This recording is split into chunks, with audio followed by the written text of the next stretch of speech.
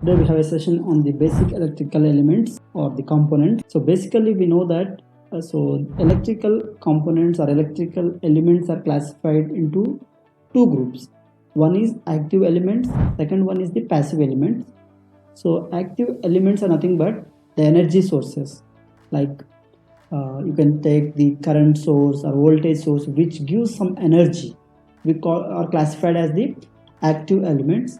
When comes on the other hand, passive elements nothing but which consumes the power or which takes the power. We call it as the passive elements. So passive elements, they won't have the ability to supply the energy. Okay, so they are classified as the passive elements. In today's session we'll see the passive elements, like basic electrical passive elements like inductor, capacitor and the resistor. So first we'll go with the resistor. So as we know that already we have seen the definition of the current. So means that flow of electrons is nothing but current. So here resistor is nothing but it is the element which opposes the flow of current. So we call it as the resistor. So the resistance is its property. It will stop the or it will oppose the flow of current. Okay, so that's we call it as the resistance. So these are the different symbols which represents the resistors.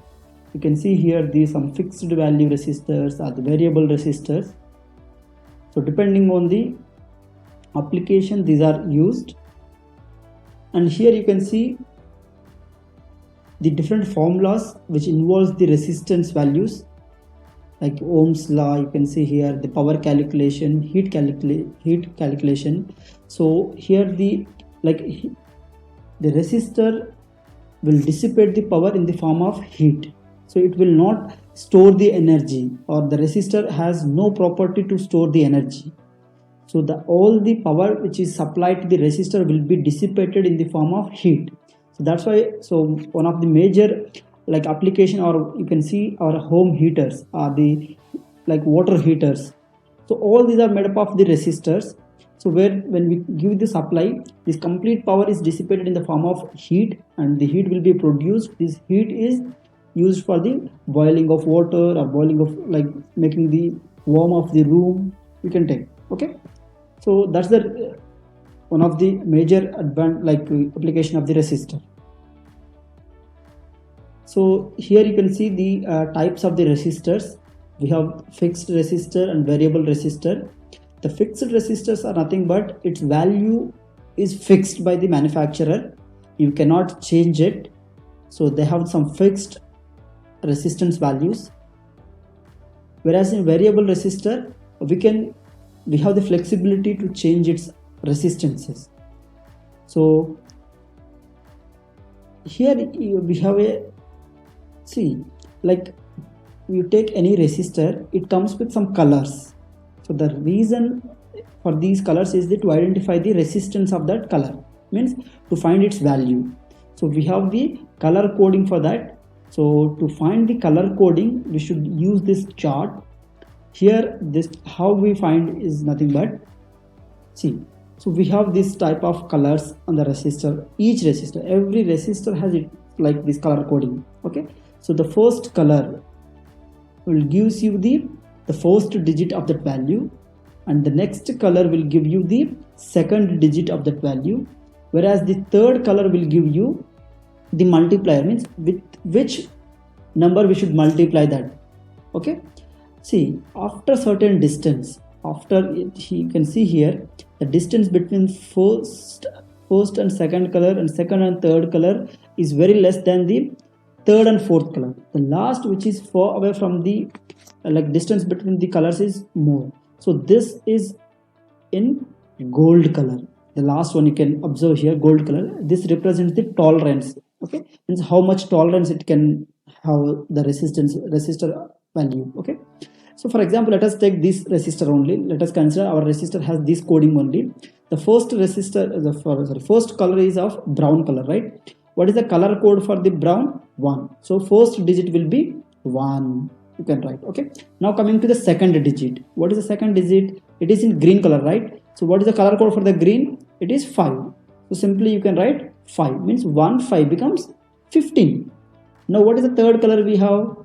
Red color, right? What is the red color multiplier? It is 10 power 2, means 100. So 15 into 100 we will get 1500.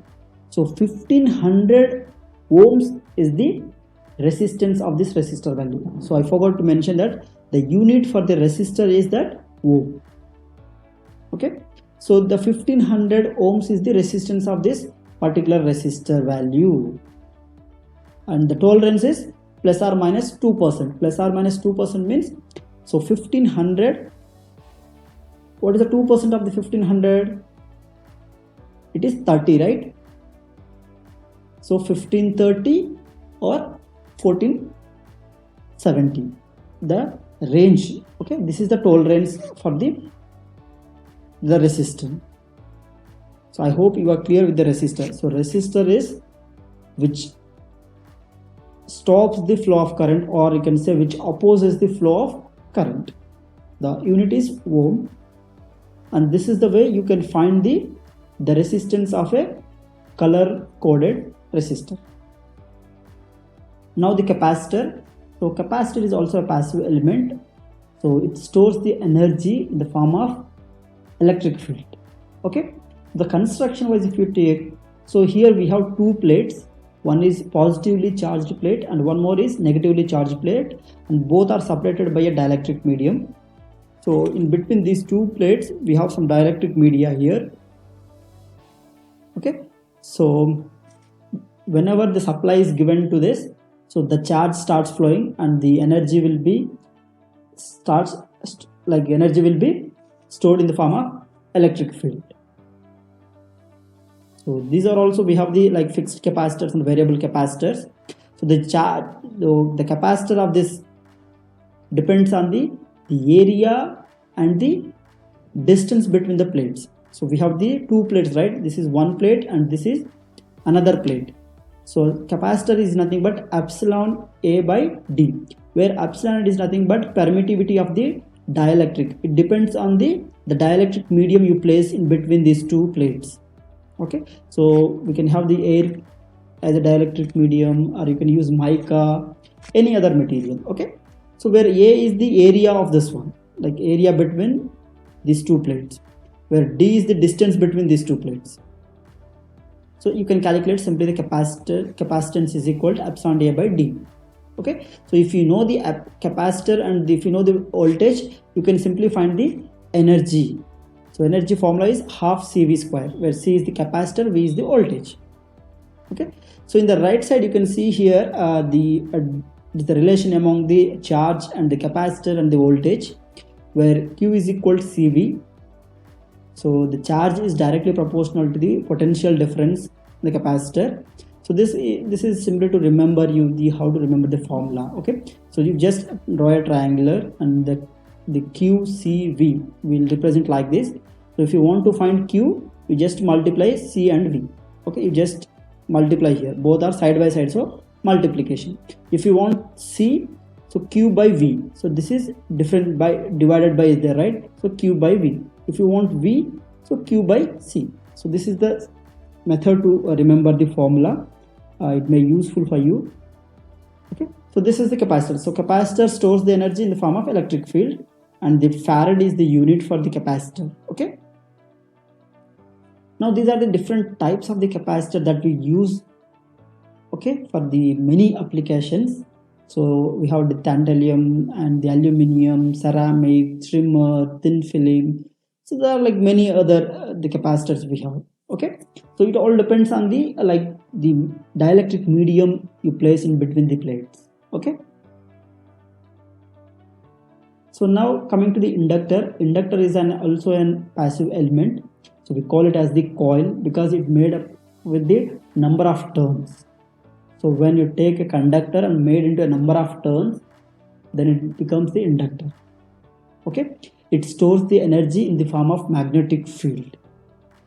Okay, so here this is the formula you can see, where L is the inductance, N square mu A by I. okay, where n is the number of turns. Okay, just now I told you that the inductor is made up of number of turns, right? The how many number of turns you have made, and mu is the permeability, and A is the area by like complete area of that turns. Okay, so this is like a simple, you can say, the if you make only the number of coils are 2, then n value will be 2. Clear? And next, coming to the inductances. So here we have the majorly the two different inductances, like self-inductance and the mutual inductance. So here let us consider a solenoid. Like solenoid is nothing but, so we are like making these number of terms in the form of solenoid, and we have connected it to the battery. Let us consider we are giving the battery EMF of E, and when this battery is connected to the solenoid, what happens? Then what happens? The current starts flowing, yes or no? Whenever the battery is given, it is also a conductor, right? The inductor is nothing but, so it is made up of conductor only. The number of turns are made up of conductor only. The current starts flowing, and the magnetic flux will be produced, and the current will be flowing. So here the EMF or the magnetic field which is produced depends upon the number of turns and the current flowing through is, and also the length of the solenoid. So here you can see the formula B is nothing but, so the magnetic field is nothing but mu naught into Ni by L, where N is the number of turns, I is the current flowing through this one, and L is the length of the solenoid.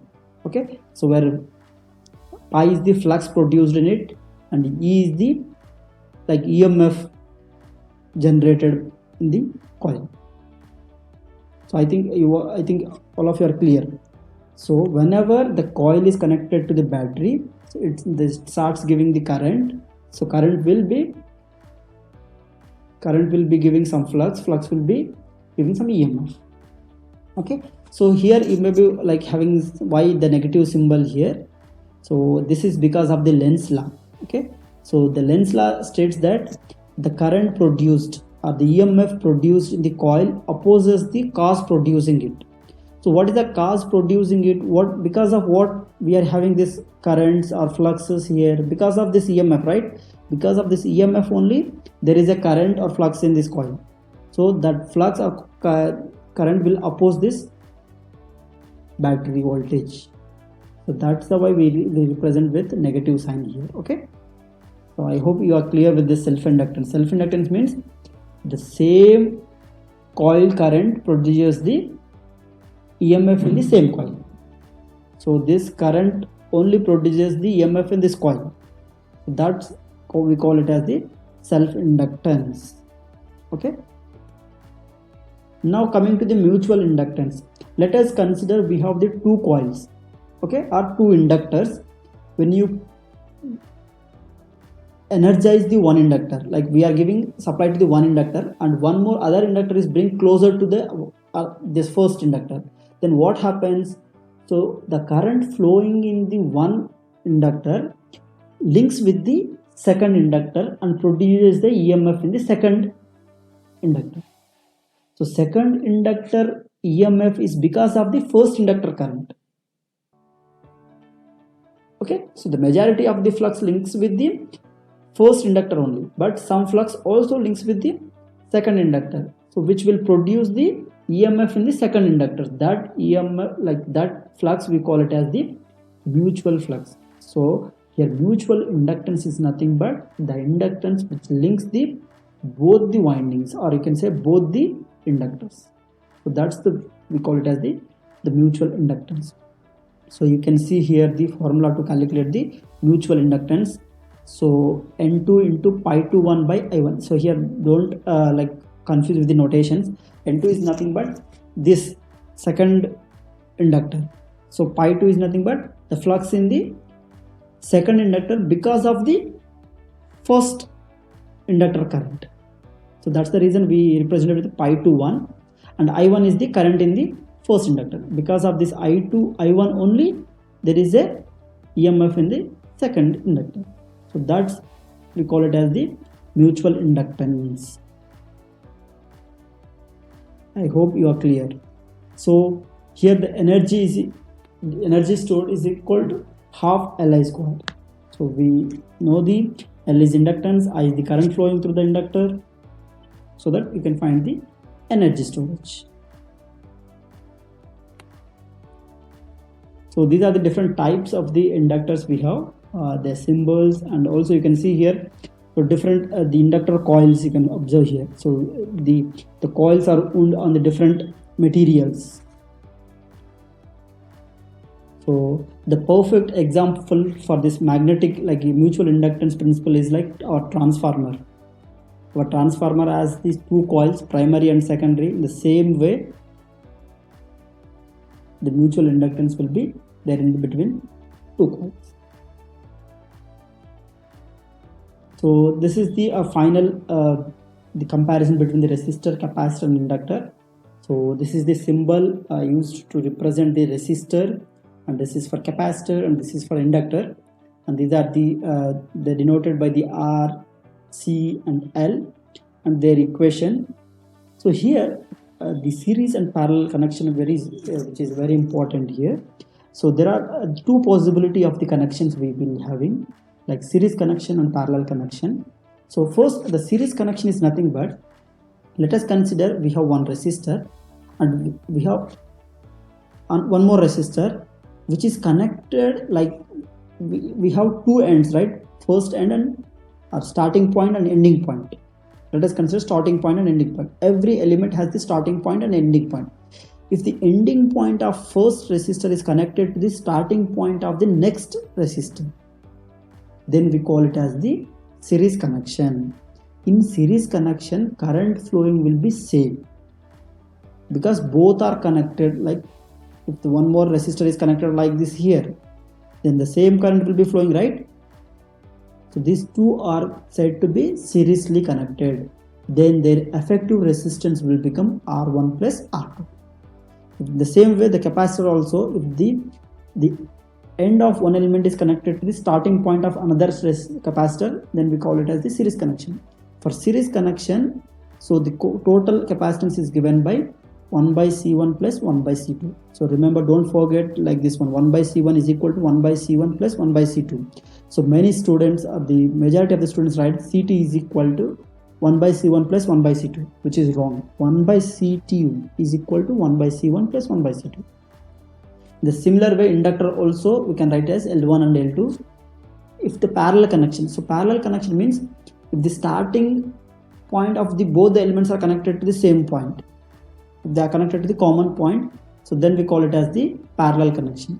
In parallel connection, the voltage will be same, current will be dividing, the voltage will be same. So their effective resistance or the total resistance, we can write it as 1 by RT is equal to 1 by R1 plus 1 by R2, whereas the capacitor is equal to C1 plus C2, inductor is same like resistor. Okay, so the capacitor only has a different scenario, you can observe here.